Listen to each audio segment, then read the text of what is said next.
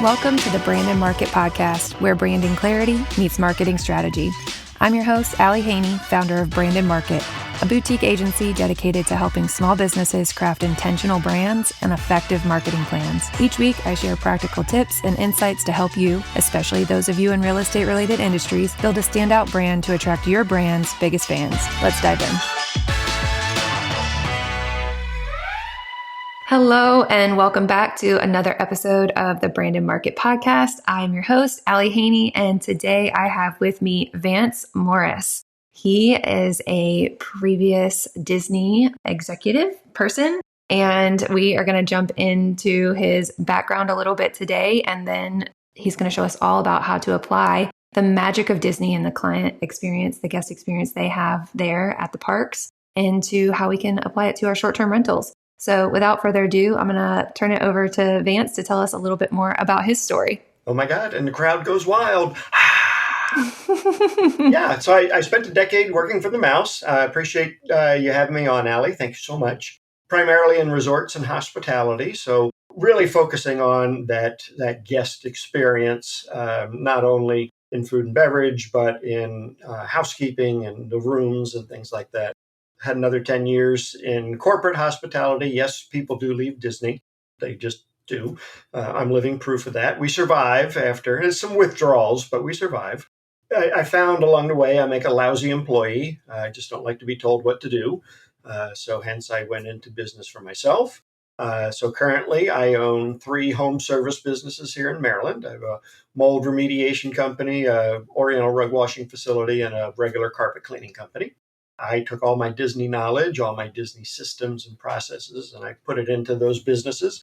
And they essentially run on autopilot. I have a general manager. He runs all of it. Essentially told him, don't screw with anything. Just run the systems. And that has been proven to be a good direction for him. It's been that way for about 6 years. I spend about 90 minutes a week in those businesses, essentially cashing checks, kissing babies, and having an hour and a half long meeting with him once a week. And I told him, my systems aren't perfect. And I said, look, if you want to try something new, great. We meet every Friday morning. That's when we'll talk about it. And then you can go ahead and implement it. Just don't do anything nutty without telling me first. Which gives me time to do what I really enjoy doing, which is consulting and coaching with small businesses. It really doesn't matter what industry, because if you're dealing with people and you're dealing with the public, everybody worries about customer retention, customer experience. And, Disney kind of set the stage for me. I was lucky that it was really my first job. So yes, it ruined me for everything else I did. And I have an opportunity. I have one-on-one clients. I have a coaching group. And the really cool thing I get to do, this is my real job, mind you, is I take business owners down to Disney and we spend 3 days down there in what I call a full immersion boot camp. So we spend half the day in the classroom, half the day in the theme park, and we learn how Disney does what it does. And at the end of it, you have a blueprint on how to Disneyfy your business. And so when you get home Monday morning, you've got a blueprint, you're ready to go. So I'm one of those rubber hits the road kind of guys. I want you to do stuff, take action. It's great that you have a plan, but once you hear something, let's make the plan and get on the road. Let's go. Very good. Very good. So do you have a specific deal with Disney that allows you to be at the parks for 3 days and have that classroom space? What does that look like? No, actually, I just contract like any other convention or conference. It's nice that I know a few people down there, but I don't need them.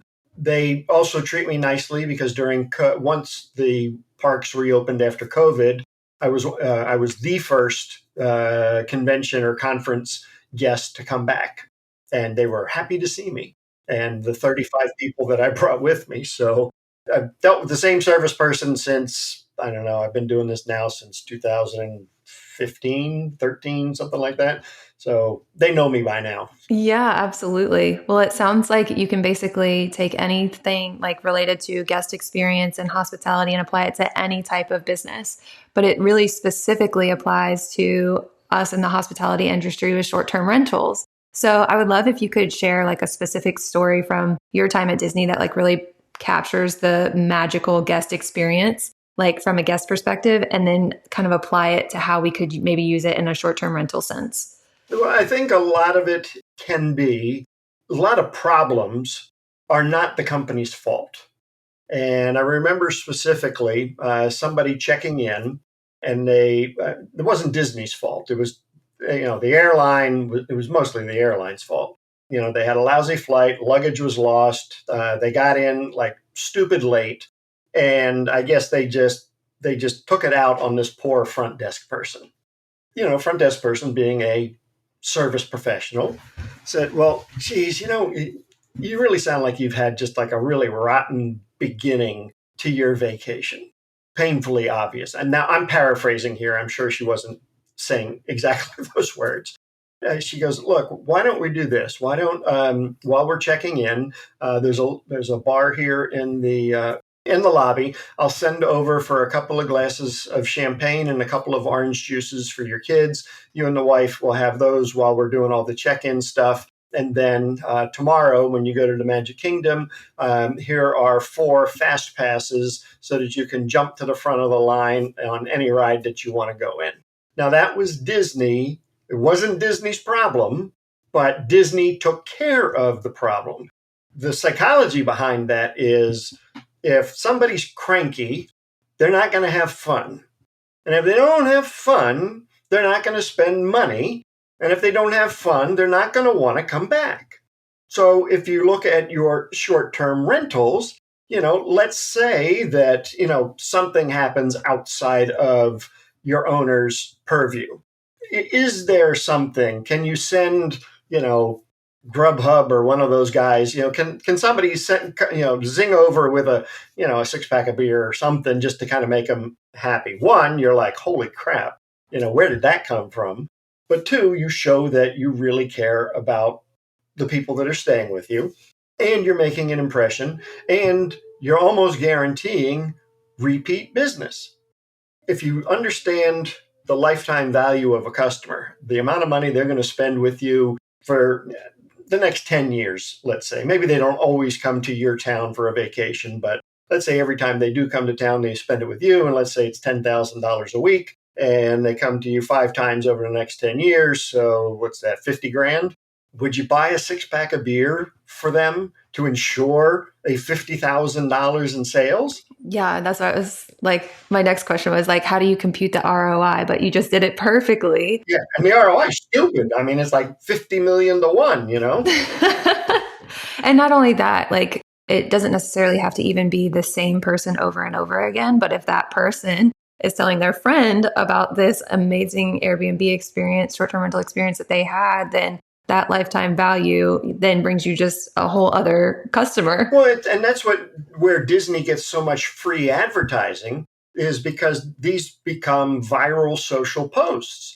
And, and that also drives revenue. It's oh my God, you'll never guess what happened at Disney. The airline screwed up and Disney saved the day. Wasn't even their fault.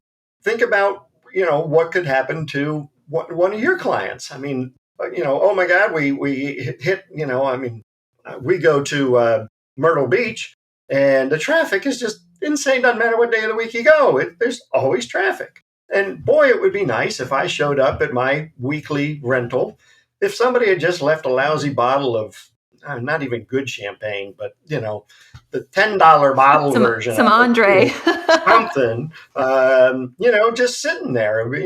Talk about separating yourself from everybody else. Absolutely. So kind of going down that vein, Disney created a good story out of something that wasn't even their fault. But let's focus on what is within our control. You already mentioned maybe possibly leaving out a bottle of champagne or bottles of water in the refrigerator. Based off of your experience at Disney, are there other things that you can prepare for as a host that will elevate the client experience? Sure. As far as short-term rentals are concerned? Yes, sir. Yeah. So, certainly I think pre-rental communication is paramount. And if you have a decent a CRM, and I'm sure a lot of the larger platforms do, is setting up a, hey, 30 days away from your vacation, Have you packed your copper tone? Do the kids have toothbrushes? Building the excitement of coming to the rental or the town. And then, 2 weeks out, hey, have you made your reservations at so and so restaurant? Have you, really adding value on top of not just the dollars for the week that you're spending, but how do you add value to the overall experience?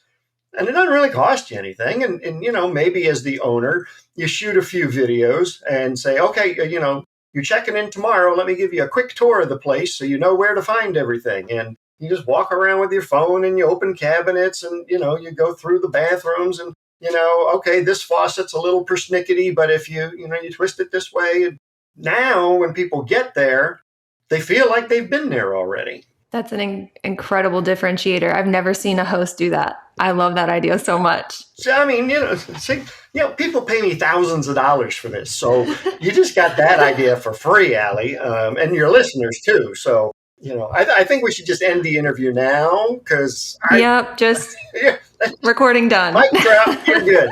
No, I'm just kidding. So, I mean, but setting it up because all of those things lead up to the experience. And then when you get there, okay, what does the place look like? I get it. It's short-term rentals. We have a lot of, I live near the ocean. We have a ton of, rentals in our resort towns. The ones that separate themselves, that command the highest prices, that command the premium prices, are the ones that have owners or management companies that have an unyielding attention to detail. That is where, if you walk into a place and there's still sand on the floor from the last guest, well, your housekeeping sucks. And that's a reflection on the owner. That means you got a cheap housekeeper. You got the cheapest one you could find. It would cost you $20. They came in, they came out, and that was it. So Disney is fanatical about their attention to detail. And if you think about it, every detail in your business either enhances or detracts from the experience. There is no middle ground. So if you got a dusty houseplant, that's detracting from the experience. However, if you have glass cabinets where your dishes are behind and you've got the dishes all stacked nicely and neatly and, maybe it's a pretty pattern, it looks organized. Oh, well, that looks it's inviting. Okay, it looks like somebody took the time to organize the place. It's those kinds of details, whatever details matter to you, as an owner, that you want either the management company or your housekeeping company to focus on. Those are the ones that they should be focusing on.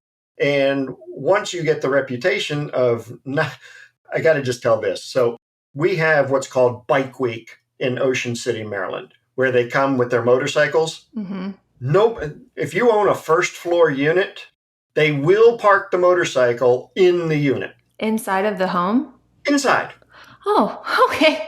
Because we've been called after Bike Week, my carpet cleaning company has been called, hey, can you come get the transmission fluid out of the carpet? And I'm just like, so. I've never heard of such something. Oh, yeah. Trust me, I can tell you stories about what we find in the carpet of short-term rentals. At any rate, when you're wowing people, you don't have to spend money or a lot of money to really wow somebody, because our expectations are so low these days that just walking into a clean place is enough to like, oh crap, look at this. This is nice, So next question I have is, you had mentioned the systems before with your carpet cleaning company and the rug cleaning company. How does that guest experience from Disney apply to systems in a business? Because I'm looking at it through like a branding perspective, and like anything that you've been saying, like the communication with the guests beforehand, down to the details of like the patterns of the plates and the cabinets. Like, to me, that's all part of an overarching brand. But I'm curious from your point of view, how the guest experience at Disney kind of like translates over to those systems that are actually actionable. Like you said, rubber meets the road. Like, how do we put that into practice? The systems are designed so that the experiences are for everyone. So it's not like they don't happen by accident. It's like designed so that Everybody gets the same experience throughout the day or throughout the year, however it looks.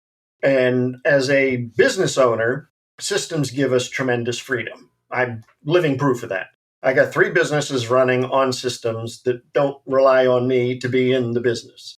Business systems also give employees freedom, because if they follow the system and they understand it and do it day in and day out, they do it by rote memory. I mean, it just becomes like just muscle memory. Now they have time to think of different ways that you can wow the customer. So this is what the housekeepers at Disney do. They know that they got to make the bed, they got to clean the bathroom, they got to clean the mirror. They know that that's the system. But the wow factor comes in is where they take the teddy bears, from all the kids, they put them on the bed, and they do something with a towel, and it makes them look like they're sitting around at a little campfire. Do they have to do that? No, they don't have to do that, because that's not really housekeeping, but it is a nice touch. Oh, look, somebody rearranged the teddy bears, and oh, look, it's so cute, and it looks magical to the kids. That is a system that allows them to do fun, extra things. And I think does the same thing for us out here in the real world. One of the systems we have in Carpet Biz is getting in the front door. So if we can't get in the front door, we can't clean the carpet. So we created an entire system around it. It goes like this. I'll try and keep it brief for you. So we park in the street. We don't park in the driveway because, God forbid, I got an oil leak. Now I got something else I got to clean up. Technician gets out, and he's in a clean uniform because he carries extra uniforms with him in case he gets dirty on the job beforehand. He also smells good because I don't allow smoking, and I don't allow the guys to wear cologne. Nothing worse than a guy showing up smelling like the Marlboro Man who just took a shower in Axe. So accurate. Yeah, well, the plumber, everybody shows up smelling like that. So he gets a little gift that he walks up to the front door, knocks on the door because friends knock, salespeople ring the bell, takes a couple steps back. Mrs. McGillicuddy opens the door and says, "Hi, my name's Josh. I'm here to create your healthy home. May I come in?" And Mrs. McGillicuddy says, "Yeah, sure." And then he makes an exaggeration of wiping his feet on our special mat. And then he puts little booties onto his clean shoes. And then as he's walking in, he gives Mrs. McGillicuddy a gift. Now, when was the last time you had a home service person come over and give you a gift before they did any work? Probably never. Yeah. So that's our system for getting into the house. Now, the gift thing is actually kind of cool. One, it separates us from everybody else out there because nobody's doing it. 2, it starts a process called reciprocity. If I give something to you, you feel compelled to give something back to me. So how do you translate that into short-term rentals? Okay, maybe on the second to last or last day of the rental, can you have somebody deliver us something, a package, a care package, a, "Hey, thanks so much for staying with us" package? Again, knowing what the lifetime value of your client is. Can you send a $20 something saying, "Hey, thanks so much for staying with us. We really appreciate it." And now you've wowed them. Probably not too many other people out there doing it. 2, you've started the process of reciprocity. Oh, they gave me something. I should probably give them something back. And that something back is, I guess we'll renew for next year. Yeah, that's incredible. I call that a UVP, like unique value proposition. Your differentiator, what you're doing different than everyone else. Absolutely love that little gem. Guess I owe you another $1,000 because. No, it's all right. I'll give you that one. That's a bonus. But again, it's kind of just reinforcing everything that I know about branding as well. Just that I always say branding is the blood that touches every major organ of your business, the sales, the operations, the systems, and the marketing. And so it sounds like you have a very clear, defined set of brand values, even if you don't know it, that you completely just integrate into your entire business, which is very, very cool. 6 years ago, I opened the door to my first guest on Airbnb. I didn't know then just how much it would change our lives. Since then, I've hosted hundreds of guests, welcomed people from all over the world across multiple states, and maintained Superhost status every single quarter. But more than the 5-star reviews, it's what this extra income has allowed us to do. family trips, breathing room in our finances, and the freedom to build a life on our terms. Hosting on Airbnb has created a steady revenue stream that fits into our schedule and our lives. Whether it's a single-family home, a guest house that you rarely use, or even a room in your home, Airbnb helps you turn that space into opportunity. If you've been thinking about entering the world of Airbnbs or short-term rentals, I would love to chat. My DMs are always open, but if you're ready to host, you can use my link to get started. You can find it in today's show notes, or you can go to www.brandandmarket.co/Airbnb for more information. Happy hosting! Okay, I know that you touched on the housekeeping a little bit already, but I want to dive a little deeper into that and how to make that systemized, I guess, because you mentioned that, yes, they have to like clean the mirror, they have to make the beds, stuff like that. But is that like extra setting up the teddy bears around a towel campfire? Is that like part of Disney's system, or is that extra? When I was there in the 90s, it was extra. It was like whatever the housekeeper decided to do. So if you got a good housekeeper, you got your towels folded in little Disney characters and they made little mouse ears on the bed. These days, they have little machines that fold the towels and they have little boxes and they can come and show up with a Mickey ear, or they got just so creative with the towels. That's crazy. I actually I've only been to Disney twice, and the most recent time was when I was in the 6th grade. So it's been a while since then. But that's one of the two things that I remember from my little kid memory was the towels and how they were folded every night on our beds. And then every night at dinner, we went on I think it was 2 days at the parks and 3 days on a cruise, was that they always made ketchup designs for my brother on his plate of different characters. And I was like, how in the world do they do that? It's just thinking through. Here's how Disney does it. Another $1,000 idea for you. I'm really racking up a bill here. You are, I tell you, checks in the mail, right?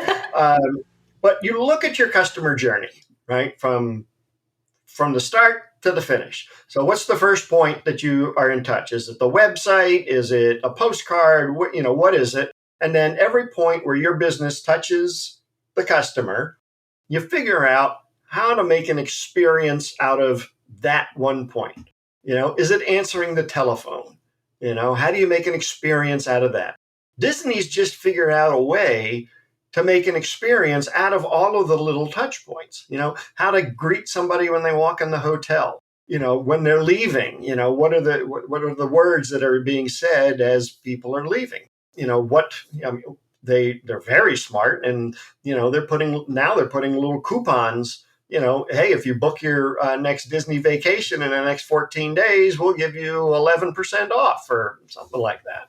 All sorts of different ways you can even adding in a sense of urgency. So in short-term rental world, that would be, they leave the unit on Saturday. If you book within the next 7 days, you can send them an email with that information, like a direct booking link after that with a discount code. Yeah. Now, one thing I'll tell you though, and we haven't really talked about it, is how do you keep your customers?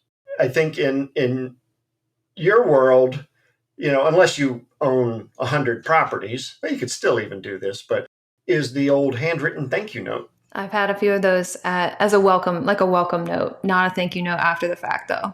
But just getting something in the mail. The mailboxes are empty these days. The only thing that's coming in there is the odd brochure for, I don't know, I got something that was stinky in the mail the other day. It was like a little card for perfume or something. I couldn't get that off of me. I was walking around the rest of the afternoon smelling like this card. My wife's like, who you been playing around with? I'm like, nobody. I left it out specifically because I wanted to see the little card that I got on me. But people, it's like grandma sending you something. You open it up and it's like, oh my God, somebody wrote me a handwritten thank you card. There's something to be said about that. And I think that it's genuine. Now, we do it in our carpet cleaning business. So, we're doing 120, 130 jobs a week. That's a lot of thank you cards. So we've had to outsource, and we have hired We've hired grandmas. No way. Yeah, we go down Like to the people that senior have already center. retired. Go down to the senior center. We bring coffee and donuts, and we got 3 grandmas, and they sit there for a couple hours, and they drink their coffee, and they write thank you cards, and they talk. I love that so much. Do you pay them outside of the coffee and donuts? No. We asked, we said, look, they said, look, we love just getting together and chatting. This is what excuse for us to get together. We can still write in cursive. Half the people can't read it anymore, but there are ways around it. And then there's services out there that, will do the handwritten card for you with the machine. But it's the fact that you're doing it. Right. Absolutely. Absolutely. Okay. One other thing I wanted to ask you about was the consistency at Disney. So I know you said you were there in the 90s and they were folding towels, but they're still folding towels today. They were folding towels when I was in the 6th grade. So I am very confident that that consistency is what kind of cornerstones Disney's edge on the brand market, the guest experience market. So how can short-term rental owners apply that lesson to every guest stay? Even if, for example, they might have the limited staff, they might be hosting just on their own. How do they find their grandmas that can write handwritten thank you notes? Well, if you got a senior center, consistency, I would at a minimum have a checklist. If you look at pilots, there isn't a pilot out there that doesn't go through his pre-flight checklist before every flight. I wouldn't want to get on a plane with the pilot that says, I've done this before. And ship something, that'd just be, you wouldn't do that. Disney has what's called a good show, bad show walkthrough. And at the beginning of every shift, a supervisor or a manager will walk through their area, and they are looking for stuff that is, either good or bad show. There's a light bulb out, there's a dead plant, Freddy's not in the right costume, whatever it is. And then they go about calling the right departments to get the stuff fixed. The next shift comes in, they get that morning's walkthrough, and they go and they do their walkthrough, and they make sure that everything from the morning has been fixed, and they do their own and see if anything else needs to be fixed. And so it's just a continuous cycle. And do you have to be that elaborate? No, especially if you only have one and maybe you live next door. But, there are, again, going back to that attention to detail, what are the details that are important to you that you want to check consistently and that are going to ensure a top tier product, a top tier service that's going to, again, allow you the premium pricing and going to get you that retention, that return year after year after year. So with those checklists, is there an amount or percentage of attention to detail that then ends up cutting into profitability? Like at what point is it too far or is there not a point? Does that make sense? Well, if you're going to go, count the leaves on a rose bush, I think that would be, a little sure OCD. But, to say, okay, let's, walk the 4 bedrooms. Okay, great. What are the 6 things you need to focus on in the bedroom? Okay, well, we should always look under the bed because who knows if they've dusted. Great. So that's one of the things. You lift and you look. I don't think a walkthrough is going to do anything to your profitability except increase it because you're paying attention to the details. Yeah, I just recently read a book. I'm in a short-term rental book club, and one of the books that we read was called The Checklist Manifesto. And the author specifically mentioned construction companies and pilots and doctors. Doctors was the top 3. He was saying, the checklists are meant to be able to build that framework, much like that system that you were talking about earlier, so that in case of an emergency situation or something, you have those base things that you're, really adept at, that muscle memory. And that way you can more clearly focus on the issue that's at hand. And I feel like that applies here as well. Yeah, it certainly does. Yes, too much of anything is going to be a detriment, but and then you can separate it. We had our daily, we had our weekly, and we had our monthly walkthroughs. Monthly walkthroughs were, sometimes it was the nitty gritty where we're getting flashlights and we're crawling around in places we never look. So maybe you can do different grades of it. So to a short-term rental owner that's like resistant to these systems or these checklists, like what would your piece of advice be to them? Like I feel like people oftentimes just like put off these like systemized things because they're so worried or so inundated with the day-to-day tasks that they're like, I can't put in a system because I'm just putting out fires. So what would you say to them? Well, if all you're doing is putting out fires, you got other problems, you know. Not Geez literal fires. Louise. Systems give you freedom. Is it easy? And you don't have to put the whole system together in 1 hour. As I was building, my businesses, I mean, the systems we have in place now, 18 months, 24 months, I mean, as I'm doing them, I'm recording myself on my phone. Here's how you do this. And then, this is before Chat GPT, I uploaded it, had it transcribed, and then, had an assistant make it look like an SOP or an OJT or whatever. And it went into the standards book. And we just did 2 or 3 a week. And after a year, we had a decent sized, thing that was our training manual. That was our reference manual.